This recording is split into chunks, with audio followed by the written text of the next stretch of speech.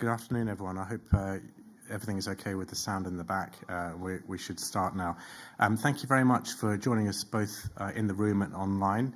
My name is Kaveh Guilanpour. I'm the Vice President of International Strategies at the Centre for Climate and Energy Solutions, and we are here today to talk about a solutions-oriented approach to the global stocktake. As you will well know, this session of the SBs in Bonn will see the third and final technical dialogue process of the global stocktake.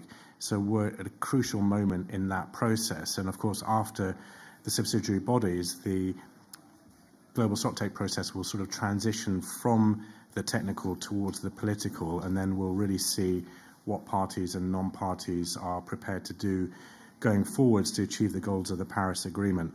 We've been working for over 2 years now on a deep dive project into the global stocktake, how that could be effective to deliver the outcomes of the Paris Agreement and really to effect transformational change.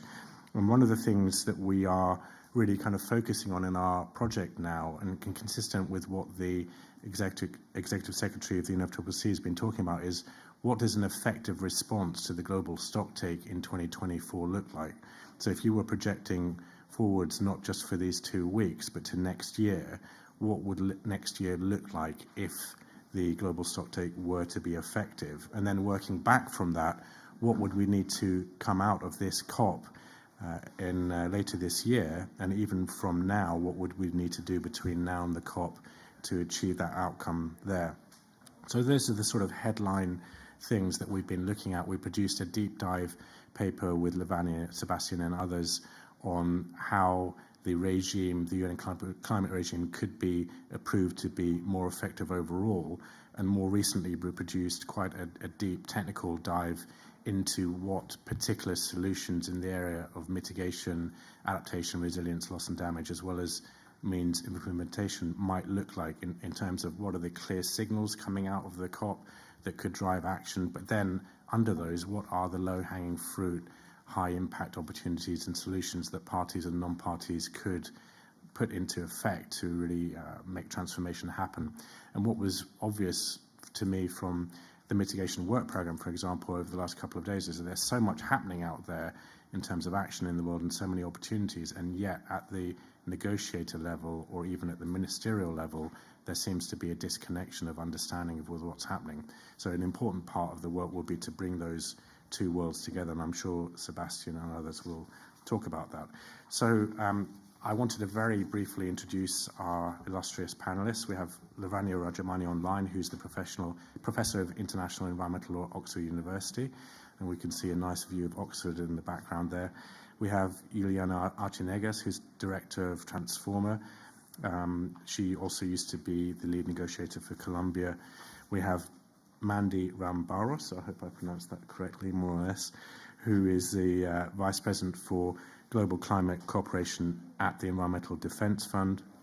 And we have Sebastian here to my left, who's Professor of Environment and Sustainable Development at the Vrije Universiteit Brussels, and also the University of Eastern Finland.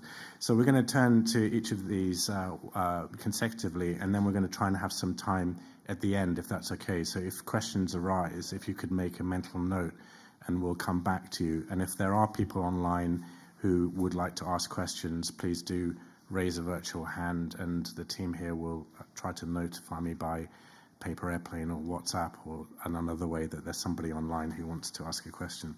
So with that, I'd like to really turn first to Lavanya in Oxford. Lavanya, I mean, we as I alluded to, we produced quite a deep paper with you and Sebastian and others on how the UN climate regime might be improved over time to be more effective. And in that context, maybe you could share with us some of the key takeaways from that work that could inform and get us started on our debate here. So over to you, Lavanya. Thank you, Kaveh, and good afternoon to you all. As you've said, we've conducted quite a deep dive into this topic over the last 18 months to 2 years, thinking not just about designing a meaningful GST, but also about locating this meaningful global stocktake in a future-ready and fit-for-emerging-purpose UN climate regime. By future-ready, I mean one that is actually ready to respond to the changing purpose, urgency and scale of demand on both the substantive outcomes of the UN climate regime, but also on the negotiating process itself. So as you requested a few takeaways from our work, a few high-level takeaways, because I have about 5 minutes to do this. First, we've identified a need to strengthen the UN climate regime's norm-setting function and strengthen this towards a direction of actually implementation, fairness, and accountability. So what we're suggesting in our work is actually pivoting away from an overweening focus on ambition alone to one that recognizes that implementation and fairness are crucial for fostering ambition. This can be done through, for example, supporting high-quality nationally determined contributions, determining criteria for what these are, identifying operational templates for action and just transition across sectors and themes. My colleagues on this panel will provide more concrete examples on mitigation, adaptation, and means of implementation, but the idea is to shift very concretely towards implementation and fairness as crucial for fostering ambition. Second, we've recommended actually shifting away from big bang negotiated outcomes and announcements at COPs, which has very much been the focus over the years, to a focus on ensuring continuity and follow-up, transparency and accountability. This is a function that we believe the regime alone can perform well, and that others outside the regime or nationally can only perform partially or not as well. Thirdly, we've identified the need to think long-term and strategically about the role of the UN Climate Secretariat in particular, but other processes that are part of the architecture of the UN climate regime as well. For instance, we recommend a muscular role for the UN Climate Secretariat assisting states in strengthening norms and generating accountability. So what do these higher level takeaways actually mean for the moment that we're in, which is a sort of transition from the technical to the political in the global stocktake process? We believe we need a synthesis report from the technical dialogue that very clearly highlights collective progress, that is how far we've come, identifies gaps, how far we need to go, identifies beyond that, areas for collaboration and further action, how to get there, get to where we need to get, establishes feedback loops across processes internally and other treaty regimes and organizations, including the ICAO, IMO, Convention on Biodiversity, for instance, into future rounds of global stocktakes. Sebastian will speak to this further later in this panel. A technical dialogue synthesis report that also identifies the areas for systemic review and intervention, and areas in which there are epistemic gaps, for instance, fair and ambitious contributions to the global goal on adaptation or carbon dioxide removal methods. And finally, it identifies very clear templates for action and implementation options, national, international, across sectors and themes, focusing very much on this pivot to implementation. Thank you, Kaveh. Thanks, Lavanya, for those points. If I may, just to follow up and just to provoke some more thinking, you raised some of the highlights from that work on how to make the UN climate regime more effective. I mean, some people were saying the Paris Agreement isn't working. I would say it's working, but it's not doing what it should do quickly enough, and that's not necessarily the fault of the regime. But if I were to put you on the spot and give you maybe an early Christmas present, what would be the ideal? You mentioned normative signals from the climate regime. If you had one, or maybe even two or three, if I were being generous, what would be the signals that you would want to see coming out of this COP to set us up well for next year? Thanks, Kaveh. So we need an overarching sort of CMA decision that very much shifts focus to implementation, support, credibility, and accountability, as we've said. And how do we do that? By actually having political signals that build on and highlight concrete implementable options that are identified in the technical dialogue synthesis report. I think the link between the technical and the political is crucial to implementation. They should not be divorced from each other as they have been in the past in the UN climate process. We also, I think, as part of the political signals emerging from this COP and at the end of the GST, need signals about follow-up and reporting anchored by the Secretariat, requiring actual delivery of these options that are sort of highlighted in the CMA report. And finally, we need to signal, I think, a commitment to an all-of-society approach And this we can do by setting the UN climate regime very firmly in the wider landscape of actors and actions, and strengthening credibility and accountability of actions by non-state actors as well, something I know that Sebastian will pick up on later in this panel as well. Thank you, Kaveh. Thanks for the Christmas present. Lavanya's being nice, but she's going to kill me for asking an unprepared question afterwards, I'm sure. But thank you very much for answering it so well. I mean, so Lavanya sort of alluded to this importance of having clear and normative signals that sort of move away from just the focus on NDC targets, which is important, but also implementation. Again, I'm going to get the numbers completely wrong, but I understand, for example, that NDC targets will take us to something like a 1.7 world, whereas implemented policies will take us much closer to 3. So even as targets are getting more ambitious, emissions seem to be going up. So something is not right there. So in terms of starting to focus on what these implementable solutions might be, I'd like to turn towards Juliana Arcinegas, if Juliana is still online. I think I can see her in the corner of the screen there. Juliana, adaptation. I remember in the years that we were negotiating together, you were always consistently telling me how important that issue was, and I now realize with hindsight how right you were about that. And it's clearly a part of the global stocktake mandate. And what I was wondering is that it's very clear that the mandate of the global stocktake is a collective one. That was very clear when we negotiated the global stocktake in the 5-year cycle in Paris. Yet what I hear consistently from adaptation experts is that it's a local process, it's locally driven, it has local challenges, and that it's much harder to take a collective approach vis-a-vis adaptation compared to, for example, mitigation. So what I was wondering is, how can a collective process like the global stocktake be useful to practitioners on the ground for adaptation? So, Juliana, tiene la palabra. Thank you, Kaveh, and hello to all participants. It is a real pleasure for us, for Transforma, to be hosting this event with the EDF and C2ES, particularly at the beginning of this new session of the subsidiary bodies that will be preparing the outcomes of the COP and of the GST. So yes, Kaveh, as you mentioned, I think that in general, the GST has the challenge to translate a collective assessment of progress and identification of opportunities into a specific action on the ground. And in all cases, in mitigation, adaptation, and means of implementation, I think that we should all depart from acknowledging that there is no one size fits all, and that we have to consider the particular context of each region, of each sector, of each country, to ensure the real impact. I think this is something that will make a difference. However, on adaptation, it has been particularly challenged, as you said, to measure and to assess the collective progress. On the one hand, due to insufficient data, but on the other hand, there are particular complexities of the nature of adaptation that has made this task very hard. And even though we won't have sufficient progress in terms of understanding and monitoring and assessing the global goal on adaptation that we established in Paris in 2015.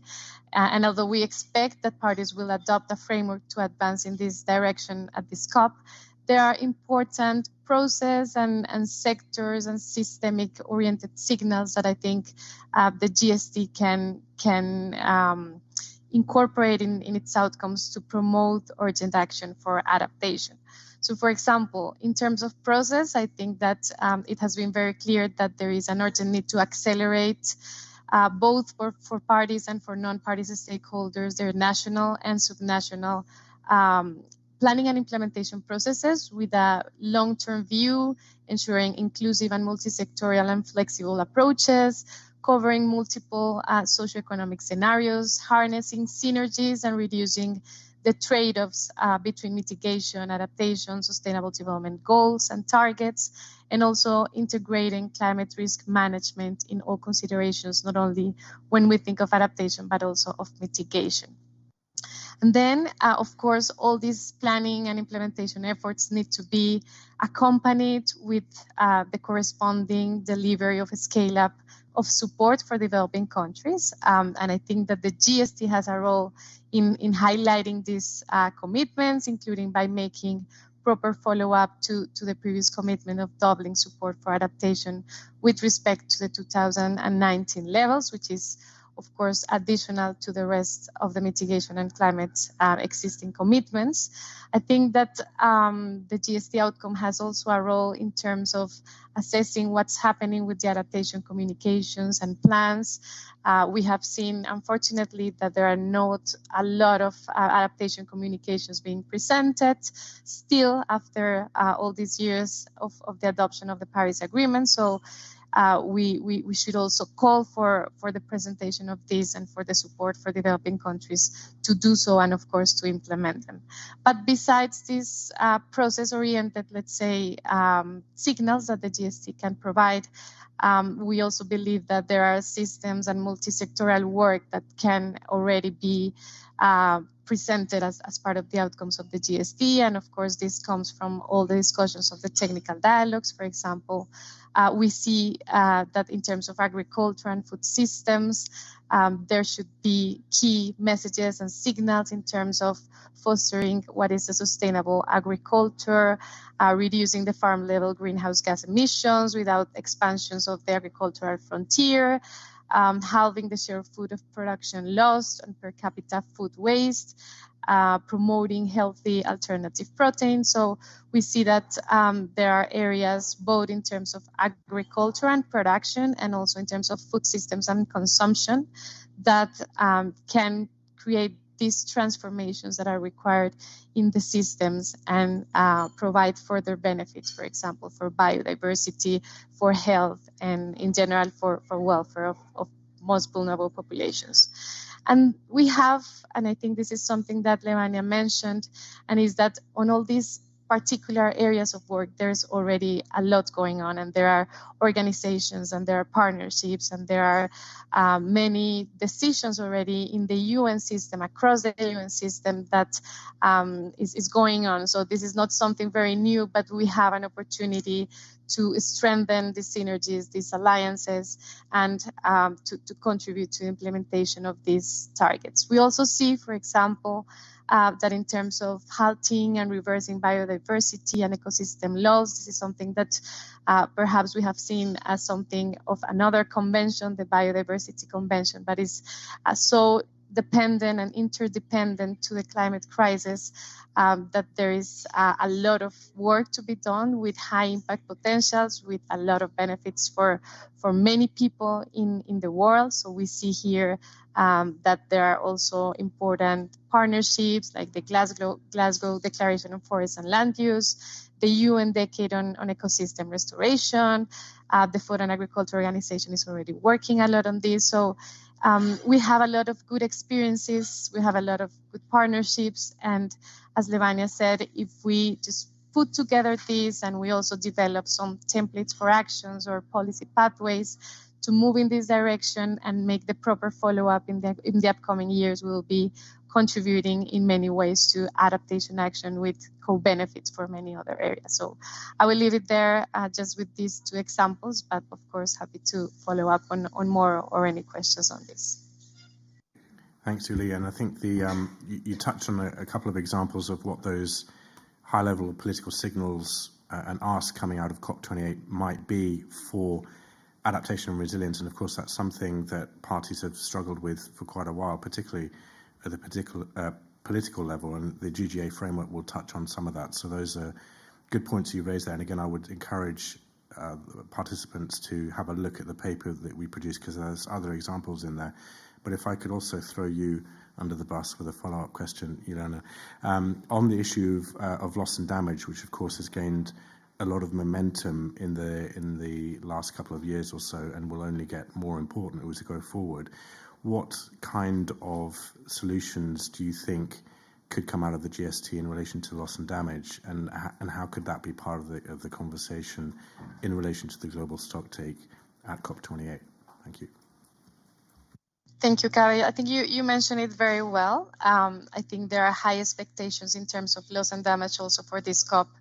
Not only as part of the global stocktake, we have, of course, these ongoing conversations on the operationalization of the fund, the governance and institutional aspects of the Santiago network, and many other decisions across the whole board expected in terms of loss and damage. But of course, being the global stocktake, a segue for political, very high-level political decisions, of course, there are concrete expectations for the global stocktake to go beyond those conversations that are already happening and really prove that there is political will in terms of significantly increasing the capacities and the resources for developing countries to effectively address the projected and the already existing loss and damage impacts, and in general have more capacities to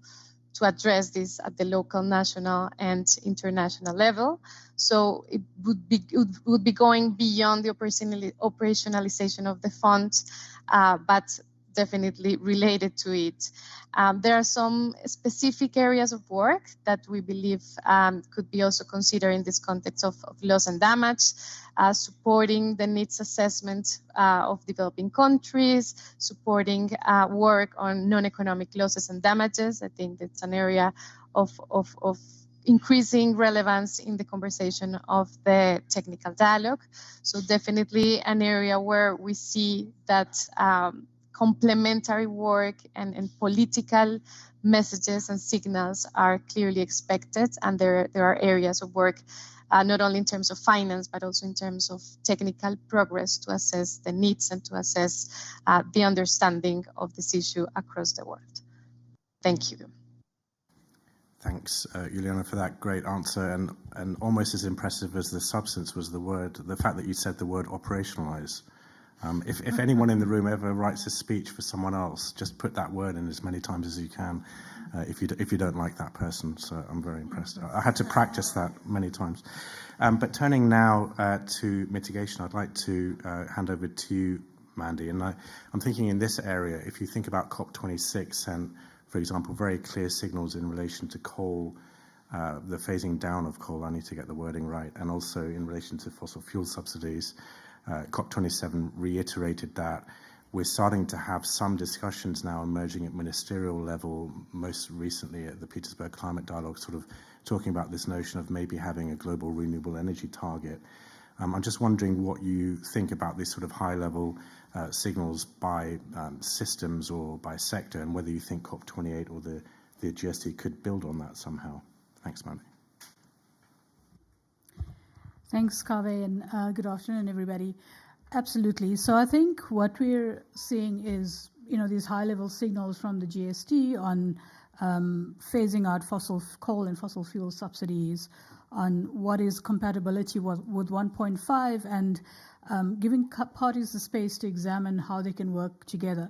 But I honestly think on the mitigation side, none of this is a surprise. We all know what is needed and what is required. And what we really need to do now is take those high-level signals and talk about implementation and action plans at COP28. And we see that there are examples that we can use. There's a lot of cooperation that has happened in the last 2 years, in particular on phasing down. We should be phasing out fossil fuels and coal.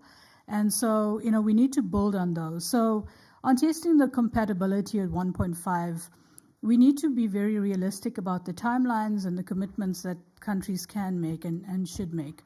If you look at what happened at COP26, so in my past life, I worked in South Africa and was involved in developing the Just Energy Transition Plan for South Africa. And what we put in there was looking at a phase down and a phase out of coal-fired power plants, not overnight, over a very long period of time that was phased. And I think when we look at these 1.5 pathways and the pathways that countries need to follow, we need to look at what is the different pathways for different countries and to look at the flexibility around that. And then how do you support those countries to become even more ambitious and to have a phase out that is more ambitious, so that we can get to coming to these global targets and global goals? Because when we say global targets and global goals, it's not really one number. and it's not one size fits all. It would have to look at what the particular circumstances are. And what I found was that when you talk about the phase down and the phase out of coal, it has to be accompanied by the rapid deployment of renewables. So, and in fact, you should actually start deploying the renewables quicker. And, you know, we talk about a global goal on renewables. The paper that Kaveh referred to earlier has the numbers around how we could look at this, what it means in terms of, you know, could we have 60% renewables by 2050 or sooner? And what it means is that you would have to start putting in the renewables long before you start shutting down the coal plant. That is the one lesson learned from the just energy transition plans we've seen so far, is that when you talk about shutting down coal and phasing down coal and going towards 1.5 alignment and removing subsidies, it's very easy to put these words on paper, but when you're implementing it, you're actually talking about communities on the ground that are seeing in their horizon job losses, loss of economic activity, not sure where the revenue will come from. And so that is why it's important to create that headroom for yourself by starting to deploy the renewables before you start shutting down coal. It's not always ideal, you know, you won't always get the timing right, but this acceleration of renewables is extremely important in that respect. So it gives us it gives you the headroom, and it gives people the comfort that you're not just shutting down the coal with nothing planned for the future. So that's a long-term thing. It will take years, like I said. Some countries are saying 2050, some 2060, some even 2070. And so there are barriers and things that will have to be overcome to do that. And what can be done in the short term? One of the short-term, and I know many people don't like this term low-hanging fruit, but one of the short-term gains we can do is having high-impact solutions like reducing methane. And reducing methane across various sectors. So we're not just talking oil and gas, but conserving forests and also other ecosystems, all of those things, ramping up of and deployment of electric vehicles, all of those are short-term things. But going back to the methane issue, there's a submission that EDF did or Environmental Defense Fund did, in Europe I should say Environmental Defense Fund and not EDF. On our GST submission was, if you reduce methane emissions across all sectors, you can deliver about 0.25 degree of avoided temperature rise by 2050. And I think that's quite a huge amount. And, you know, it talks about reducing and slowing down that rate of warming. So I think there's several things, Kaveh, to summarize in terms of what is the GST saying. So it's giving us strong signals, but we need to move beyond signals and actual implementation and look at how we assist countries in this long-term phase-out, phase-down of coal with the rapid deployment of renewables accompanying that. And then in the meantime, also look at some of these short-term solutions around reducing methane and dealing with other solutions from ecosystems as well. Thanks. Thanks, Mandy. I thought some really interesting points, and of course you mentioned South Africa, and it's a very live situation there at the moment. And your point about needing to have something else in place before you phase down or phase out the coal supply, I think is well taken. And you made that point about the increasing cooperation around efforts on that, and that's something we'll come back to with Sebastian. And of course the positive signals about increasing renewables is something that's very live as well because of the political issues around sort of a phasing out or phasing down signal in relation to fossil fuels. But one of the things I was wondering is that, of course, many developing countries would love to accelerate their transition to renewable energy.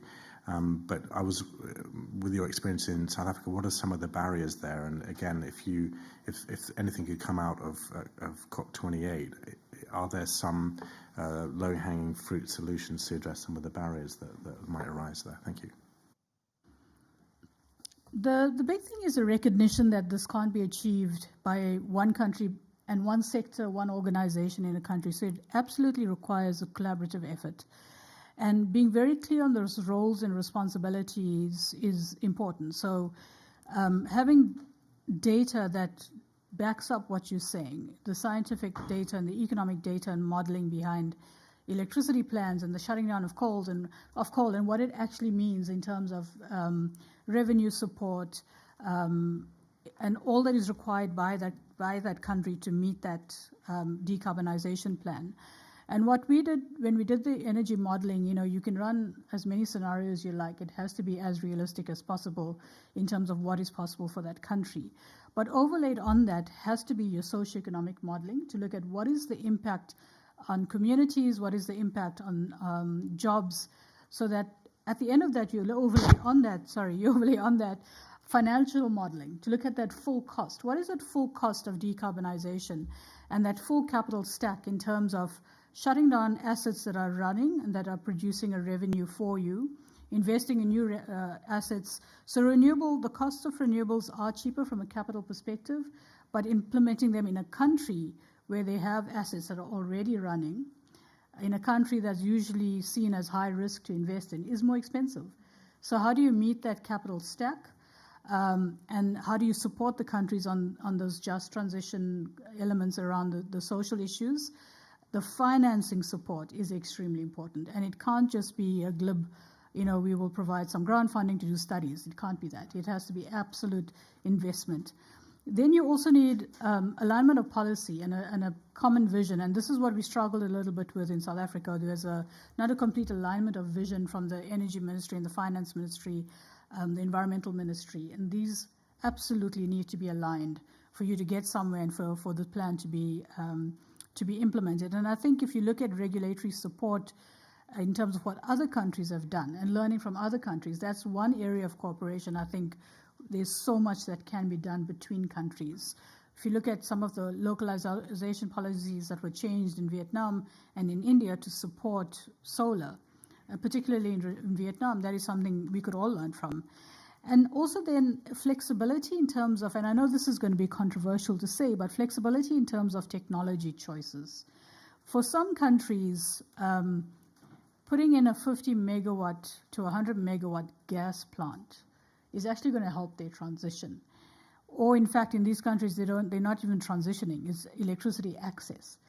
And so providing that sort of system support, providing in countries acknowledging that there might be countries that would need to use gas, for example, for a little longer, or looking at solutions like hydro in countries where hydro is still controversial, is something that needs to absolutely be looked at for different regions and different countries. So absolutely, we need to deploy wind, solar, battery storage, pump storage as much as we can, but we also need that flexibility in technology choices.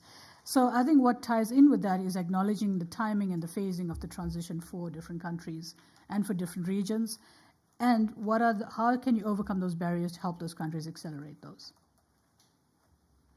Thanks a lot, Mandy. I was really struck because a lot of the points you made were repeated several times over the course of the 2 days of the mitigation work program. I don't know if people in the room were there or watched online, but these were recurring themes. And actually one of the specific ideas that was raised by one developing country is capacity building at the decision-making level in countries, so that this systemic choice about phasing of various technologies that's appropriate to that country could be made. So it's not only at the purely technical level, but it's also at a high level. And what I'm really wondering is how can the UNFCCC process bring together all of that stuff that's happening? Because the way that people talk about renewables is it's cheaper, it's a no-brainer, you should be doing it, but well then why isn't it happening? It's not because people don't want to. So very good points. I'm going to go back to, thought she was off the hook, but I'm going to go back to Juliana, because Juliana has been leading for us on means of implementation. And for example, as I said, on renewables, one of the things that we're hearing is developing countries want to transition, but there's as Mandy mentioned, the upfront capital costs. There's all sort of other technology barriers, but also capacity barriers. So what I'm wondering from the work that you've been doing, Juliana, and also your experience in terms of a practitioner as well, a policymaker, what role could the global Stocktake play to accelerate the required transformations that's needed in the international financial system that could support this accelerated transition on the sort of timescales that Mandy was talking about? Thanks, Julie.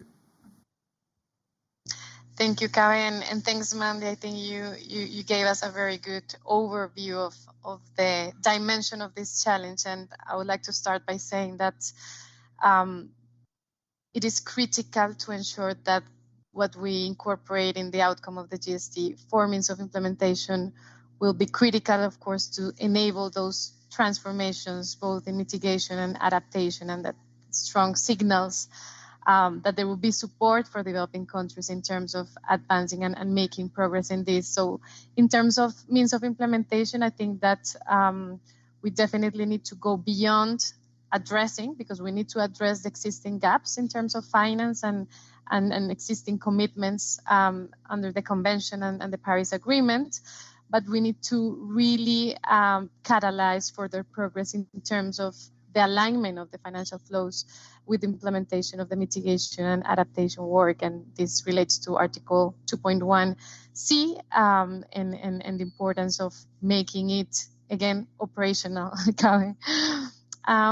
So one of the things that I think has been said a lot, not only in this context of the UNFCCC, but in different meetings around the world, and it's very evident because of the current debt crisis of developing countries that has limited the capacity to respond to the impacts of climate change, is that there needs to be a transformation of the whole international financial system. And this involves the participation of several stakeholders, the multilateral development banks, financial institutions, governments and central banks, and many others. And I think that COP27 already put us on track to start addressing this. And we have important initiatives such as the Bridgetown Agenda, already proposing very concrete ideas on how can we move forward in this direction.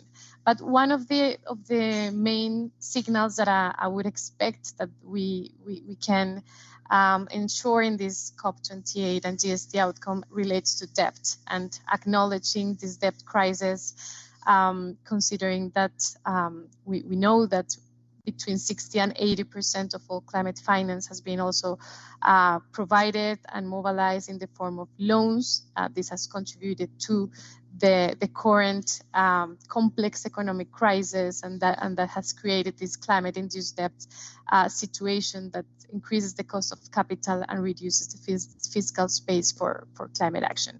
So I think we need to depart from recognizing this, but more importantly, identify opportunities and concrete options on how can we address this situation in terms of debt cancellation, or there are many ways on how can we address this. But the important thing is that we identify new ways of financing this climate action, but not only from the multilateral perspective, but also from the bilateral and private creditor institutions, while at the same time improving the quality of international climate finance. And this is something that is being also addressed in the context of the negotiations of the new qualitative quantified goal on finance, that it's not only about a number, but it's also about the quality of the number, and ensuring there will be grants and highly concessional finance for developing countries to implement their commitments would also be a step in that direction of creating those transformations that are so urgently needed. So as I said, there are different aspects of this whole conversation, but definitely debt and the issue of the quality of finance should be addressed. There are already interesting ongoing initiatives around this issue.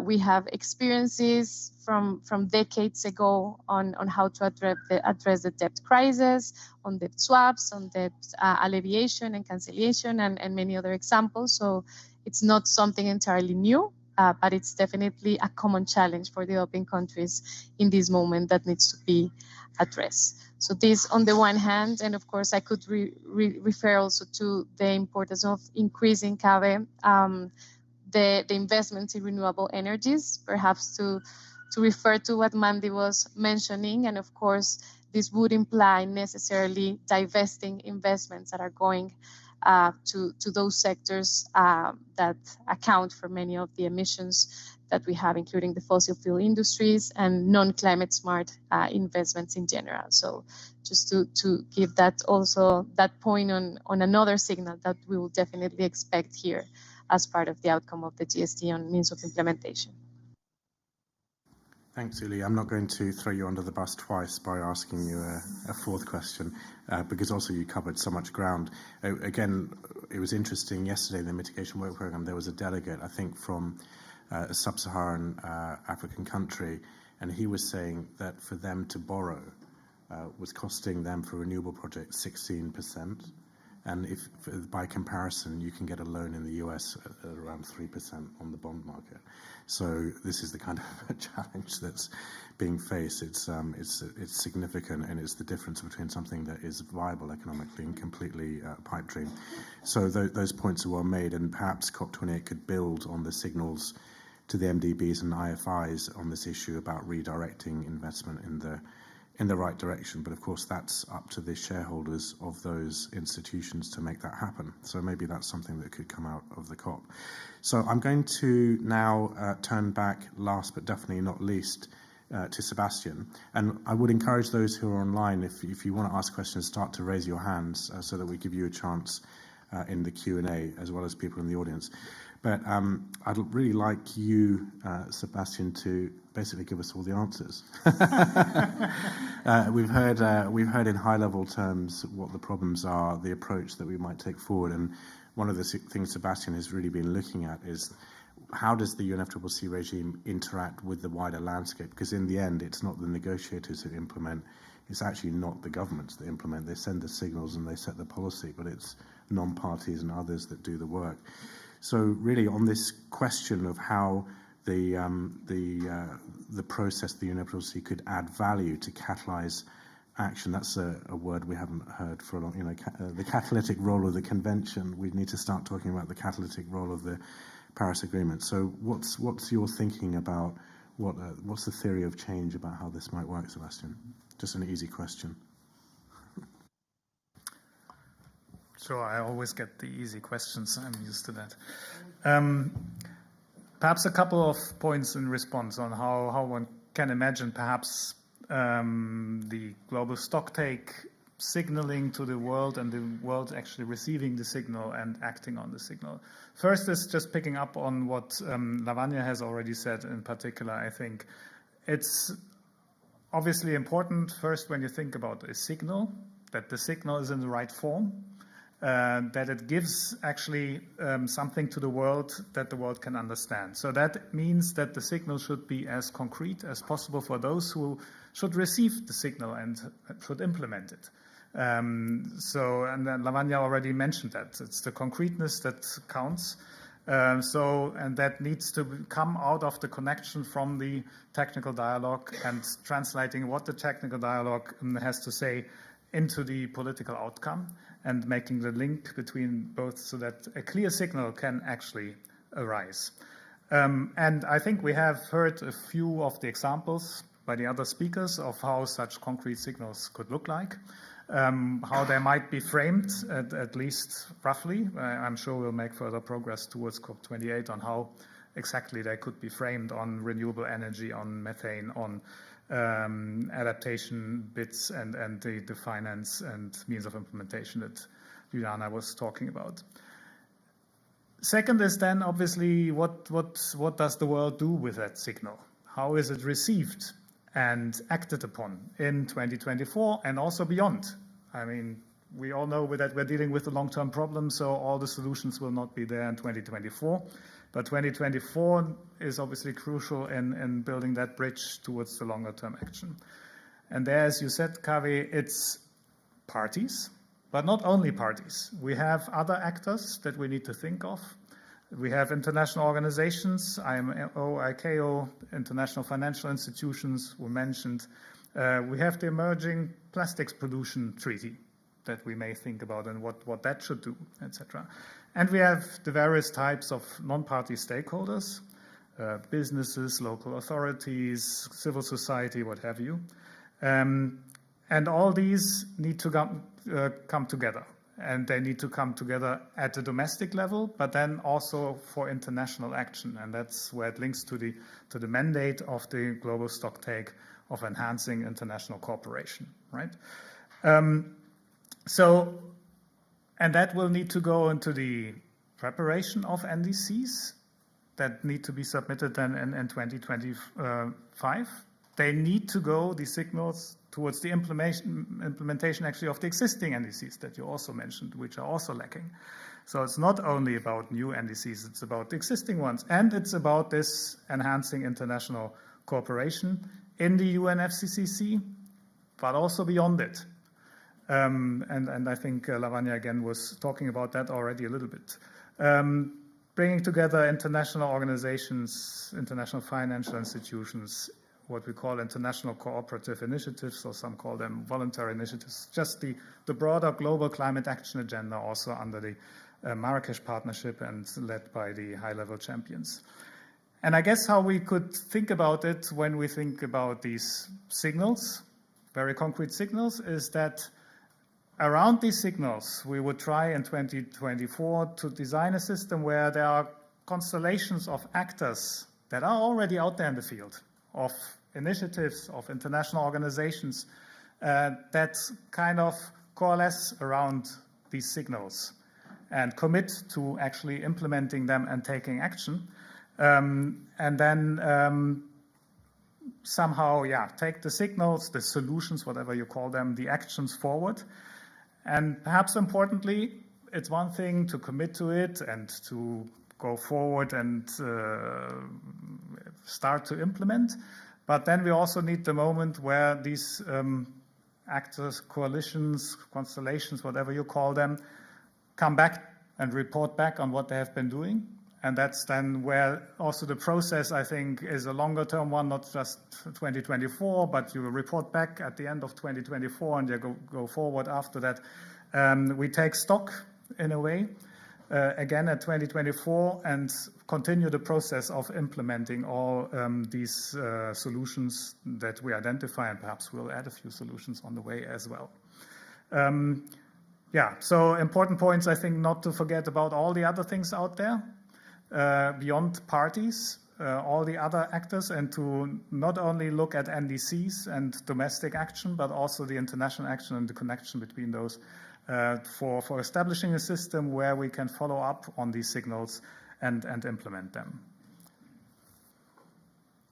Thanks, Sebastian, especially talking through the sort of high-level theory of change behind the solutions paper. And I really would encourage people to look at that paper. It was led by Sebastian with input from EDF and Transforma and others, and it's a really good paper. I had nothing to do with it, which is why I can say that. But it really has collected some of the best ideas out there as examples and showed how that high-level signal could connect to real-world action by highlighting low-hanging fruit and how it would fit into the system. So I really would encourage you to look at that. And you've also touched on this question about sort of international cooperation. It's came up in a number of the interventions, also the importance of transparency and accountability. And the Executive Secretary, I think today, released his plans for how he wants to become the Chief Accountability Officer, if I remember correctly, the title. We still have to digest that. But I'm just wondering, do you have any ideas about, well, first of all, is it a good idea for non-parties to be more accountable? Because there's this theory that the more onerous the reporting requirements, the less eager the private sector might be to expose itself by making commitments. Or do you think it would catalyze action? And what are some ways that they could be more accountable? Thanks. Thanks. Perhaps to respond to the first point that, having more accountability, perhaps more reporting, I don't know whether to call them obligations or opportunities, would actually encourage or not further action. I think there's a good argument to be made that it would actually encourage further action, because what is it that incentivizes these kind of voluntary actions, voluntary initiatives?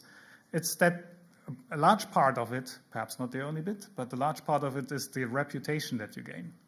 And that reputation is in danger if there is a risk of you being confronted with accusations of greenwashing, etc. And what's the best way against that? Transparency and accountability. You report, you get reviewed, etc. Let me actually, before I elaborate on that a little bit, just make the point also that the whole area of international cooperative initiatives of non-party stakeholders, parties, and mixtures of both is not exactly very clear in its composition at the moment. We don't have a central point where we get all the information on what exists and what they do, etc. I think one of the tasks may be to elaborate and develop the system so that we have a kind of a one-stop shop for information on these initiatives, which could be the Global Climate Action Portal, or NASCA as it's also called. So that might be a first point. The second is then indeed reporting, regular reporting of the initiatives about what they're actually doing, because there are accusations that it's actually greenwashing. So it would be great to know what they're actually doing in implementation. And then the third element is that you also review that information and provide advice on how they could improve. Should be beneficial for everybody. It doesn't need to be kind of confrontational, right? But just making the suggestions. And that can, and that's actually in our other paper also, that doesn't necessarily require the intergovernmental process to agree to this and then to devise a system and then design something that's complicated, but that could grow from initiatives by the high-level champions, by the Secretariat, the COP presidencies, where they devise and then design a system and perhaps showcase it even already at COP28 on how this could look like, how initiatives get subject to review and benefit from that review, actually. Would be great if some of these initiatives actually came forward and volunteered to doing this. And we could then, on that basis, kind of organically build the system over time. Thanks. Thanks, Sebastian. So I'm hoping that those really helpful interventions by our experts and friends here, both online and on the podium, have triggered some questions. They haven't triggered any questions online so far, as far as I'm aware. But if anyone in the room has questions, please do raise your hand. We will have to give you a microphone, otherwise online participants won't be able to hear you. So I'm counting on Maggie, Jen and Chelsea to spot the hands. So I've seen 3 hands here so far. So perhaps this lady first. Yeah, thank you. I'll answer the easy ones. Good Spencer from Antigua and Barbuda. You spoke about these signals, but people at the local have already seen these signals. They're not sitting and waiting for governments to come back and tell us what's happening. We can see for ourselves what's happening, and we are the ones on the ground that inform the focal points. We are seeing this happening. We are seeing the bees dying. The wrong chemicals are used. And at the local level, those synergies between those international conventions take place, because we are not working in isolation. You live in a community, you see what's happening. You see the water drying up, you see the bees dying, and you know things are taking place that you have to take action with. So I always commend the local groups for their proactive actions, for taking steps, and all these things here, these signals up here. As I said, we already have them on the ground, and we are working to bring solutions. So I think it's for this top global level to start learning from what's actually taking place at the local level. We just need a greater voice. We're not waiting on financing. Some governments aren't going to do nothing unless they have money.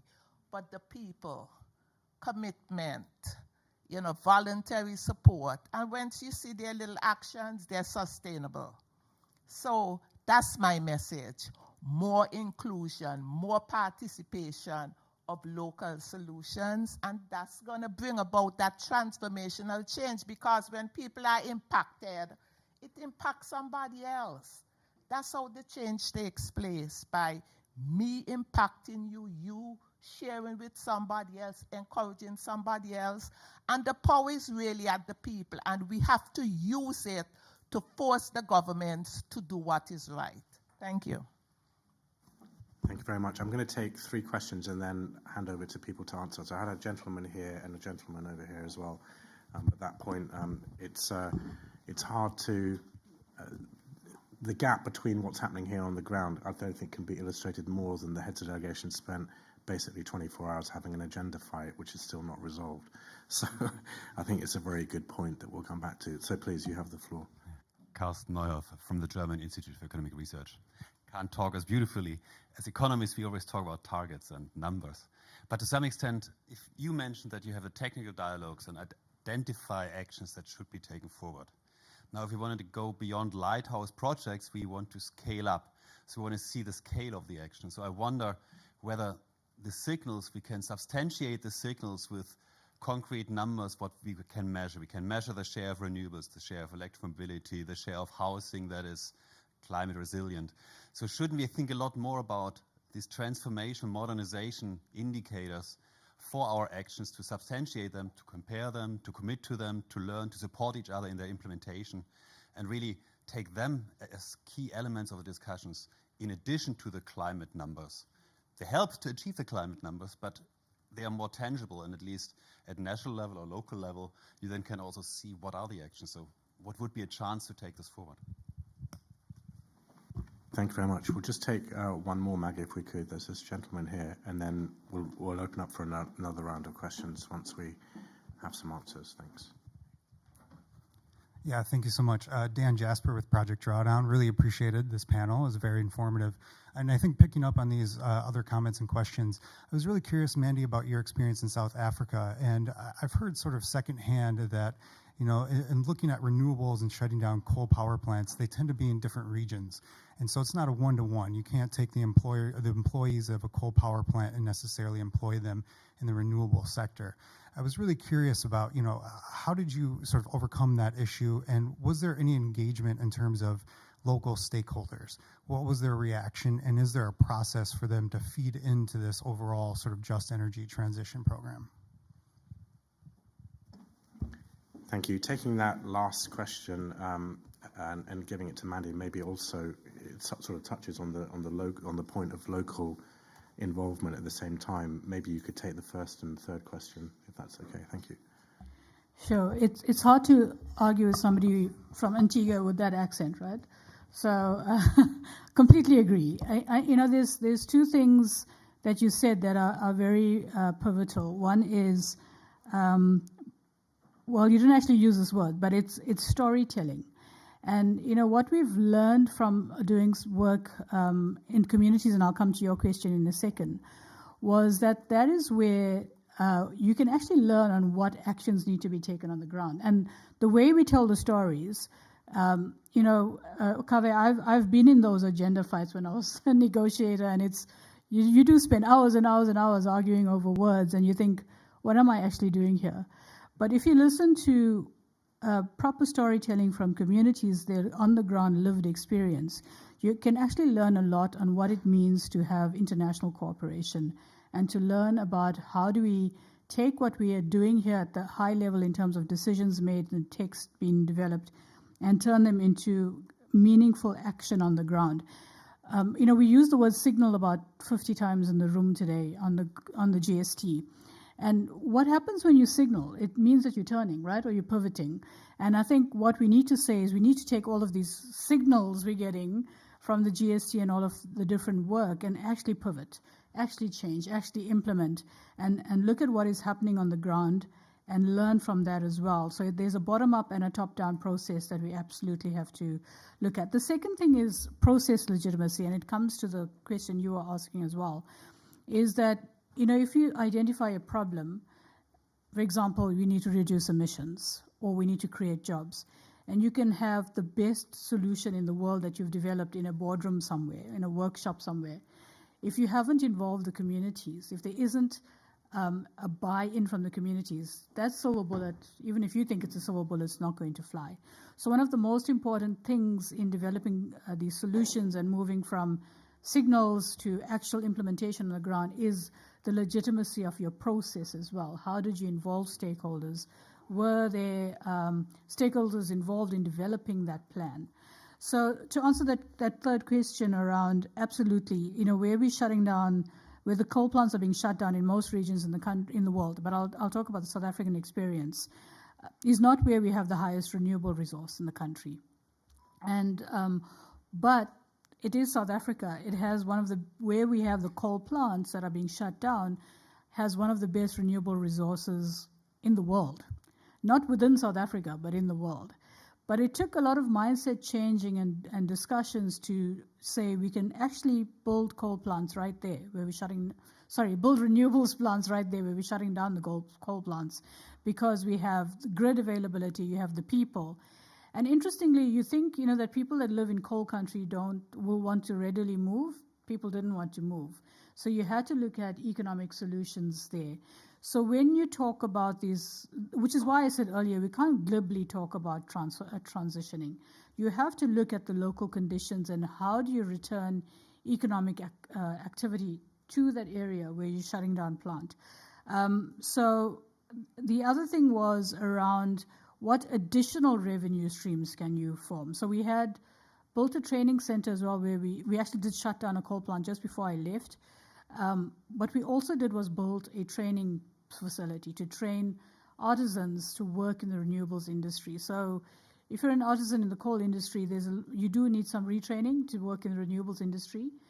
But you also have to look at solutions for revenue that is not for highly skilled people. What revenue streams can you have for communities that are not highly skilled, but will be impacted third hand by the shutdown of that coal plant or that coal mine because of the indirect jobs and the induced jobs that are created by those industries. So when you involve communities, you would have to address these issues. And that is why I said at the beginning, you can do all the technical modeling around energy resources, energy needs. You can do all the financial modeling around what is this going to cost me.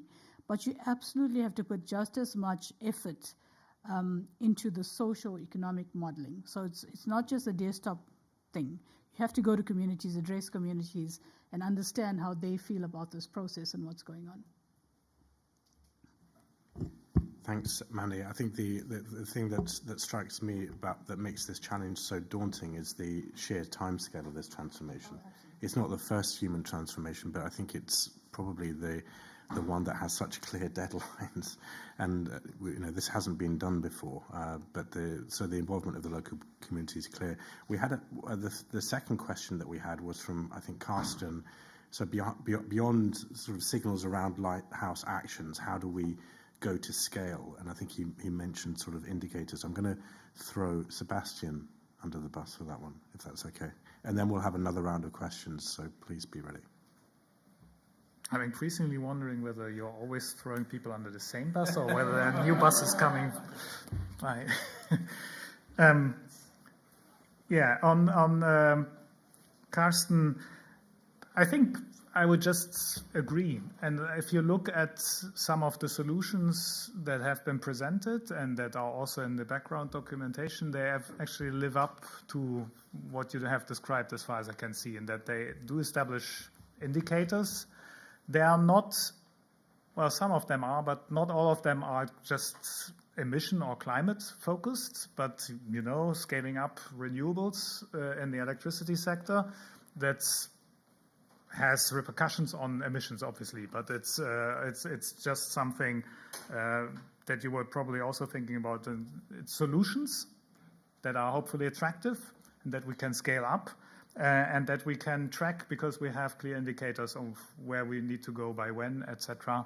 And we know about the barriers and about what opportunities exist so that we can address the overall issue. So in that sense, I would agree that these are the signals that we are looking for. On some occasions, we may also look for concrete emission-related issues, but always with indicators, with concreteness, as we have stressed. I think it needs to be concrete so that it can be tracked and that people can immediately understand what needs to be done, rather than some general fluffy something objective that one afterwards wonders what it may mean. So to actually energize and activate people and all these actors that I mentioned before, we need that kind of concreteness to the extent possible. I'm tempted to also say something about local communities and local participation because I couldn't agree more. But obviously the signal that we were talking about here is more the international signal that we can give to reinforce these local initiatives and the participation that exists there. And I think when we then talk about the conditions under which we implement this, the barriers, the opportunities, the conditions that need to be created, then we are there at local participation, etc. Not only local participation, but generally participation as one of the means. Anyway, I stop here. Thanks. Thanks, Sebastian. And you provoked me into one of my favorite topics, which is like a lot of the questions that are being asked, others have already done the work and answered. So particularly, I keep coming back to the work of the high-level champions on this question about scaling. If I remember correctly, they've done all this work about the tipping points you need to get to within sectors, by which you then get sort of exponential growth in that sector. So the frustration is, how do we get that work into the mainstream?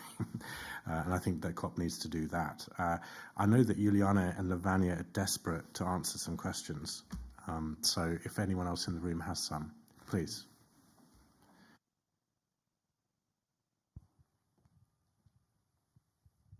Thank you. My questions would be for Professor Lavanya and Professor Sebastian. For a long time, non-party stakeholder accountability and transparency was like a big elephant in the international governmental process rooms. So now you talk like about moving forward, considering the entire climate change regime. So talking about the role of the high-level climate champions, the COP presidents, and everything else. How do you see this in practice? And also, how do you see this landing into national transparency and accountability as well, so parties could do like a feedback loop into the intergovernmental processes? Good grief, you've read our paper. That's impressive. It's like 25 pages long, and that's just the first one. The other one's 50 pages long. Does anyone else have a question that would like to ask?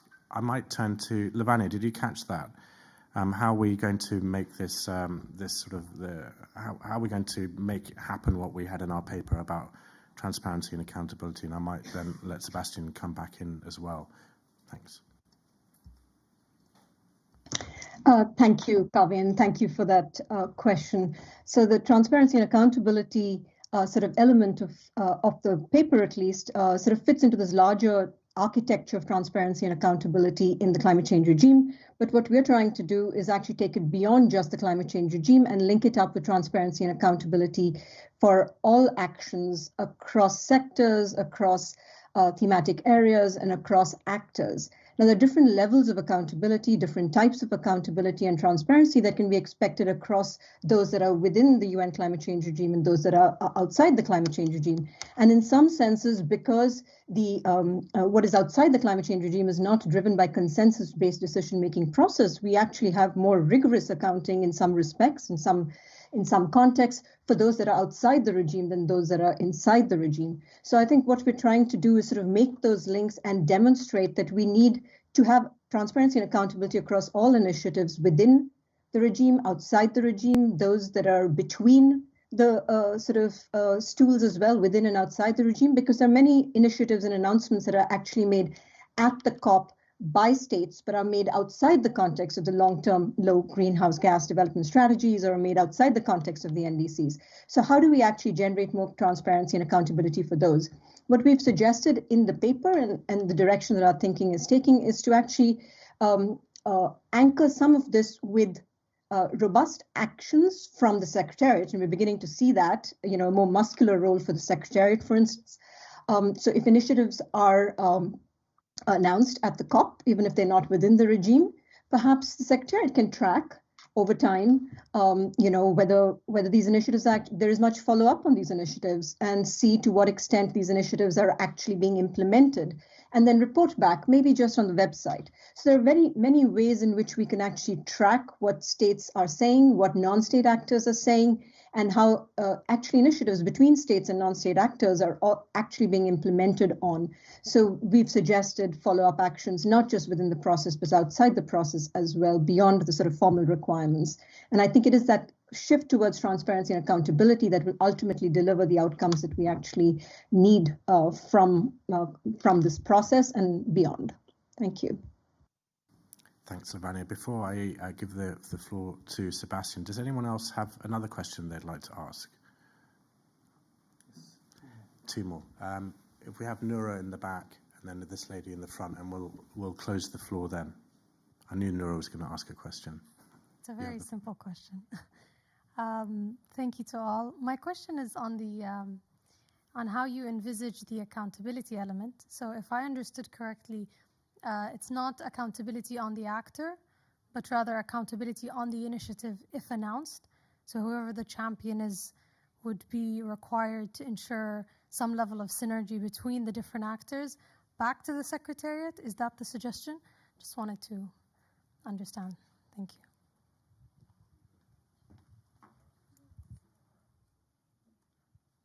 Okay, if we could take that the last question as well. Thank you. This is Molly McGregor with the NDC Partnership. And I'm curious, we've been talking about signals that we want to send, but in your view, what are the signals that we should not be sending, that we need to make sure that aren't sent?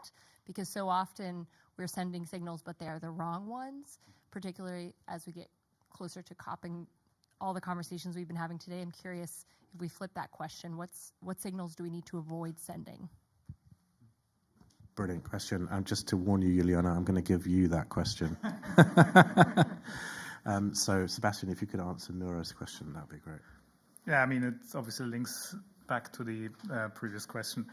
I mean, I'm not saying we have devised the perfect system yet, but what we had in mind, as Lavanya already explained a little bit, is that you establish a system where all the different initiatives and different actors, including international organizations, basically over time become subject to reporting streams and review streams, where you could also use the visibility that they usually get as at the COPs as an incentive for them to also subject themselves to these procedures, because they would especially get visibility at the COPs if they report and if they're subject to review. Now, then you need to look at all that in the overall picture, need to see how to do that. Our approach was that, first of all, even if you think ahead and think in the end, everybody should be subject to this, right, ideally, and this could be run through potentially the Marrakesh partnership.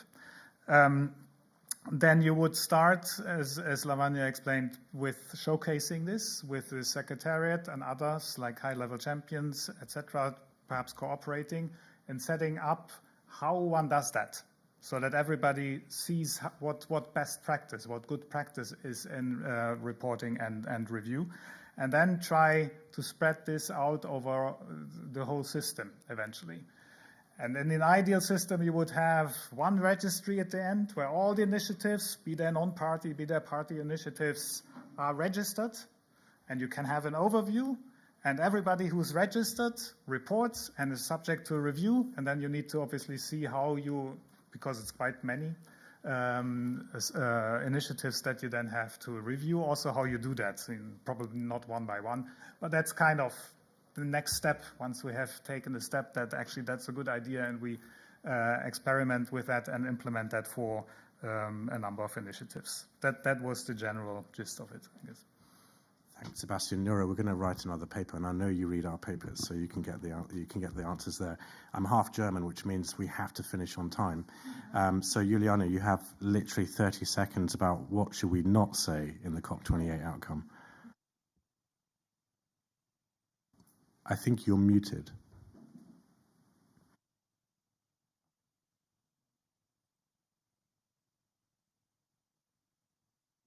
We can't hear Juliana, unfortunately. I'm going to try to answer that. Can you try again, Juli? No. I'm going to try to answer that question. I think what we shouldn't say in that outcome is something that just results in incremental progress. We just having something that gets us over the line for the COP won't be enough. Can she have 30 seconds? 30 seconds, Juliana. Now, you go ahead. I was about to give a terrible answer, a political answer. You go ahead. Apologies. I just wanted to say that in general, I think that we need to avoid incremental signals. I think that we need to respond to what IPCC is clearly requesting, that is transformational action for climate resilient development. And this applies for mitigation, adaptation, and means of implementation.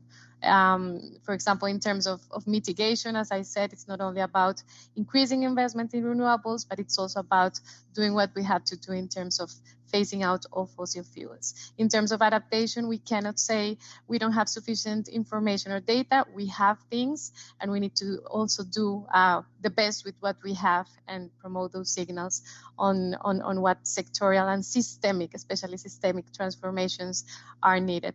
So I think IPCC tells us a lot of what we have to do.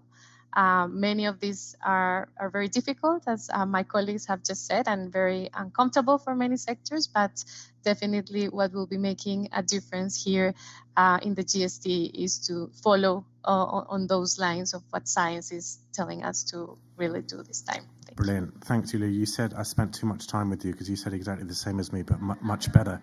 So I'd just like to thank our fantastic panel, Sebastian, Mandy, Lavanya, Juliana, and also to really thank Maggie from EDF, Jen from CTS and Chelsea, and to all of our audience here, especially the ones who've read our papers. They really deserve a round of applause.